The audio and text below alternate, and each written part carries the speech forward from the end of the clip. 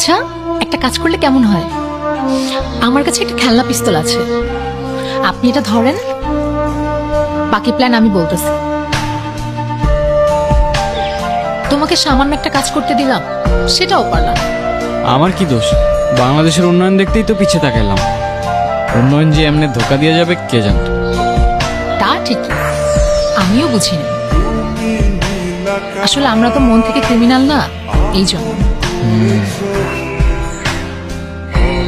আচ্ছা সব ঠিক আছে, ও তো জানতো এটা ফেক পিস্তল, তাহলে ভয় পেলো কেন? তা তো জানি না, কিন্তু আমরা কেন হাত উঠাইছি? যখন থেকে তোমার সাথে দেখা হয়েছে না, লাইফে একটার পর একটা টুইস্ট আসতেছে।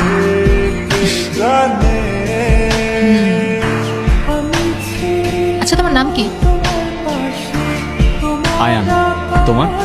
অদিতি।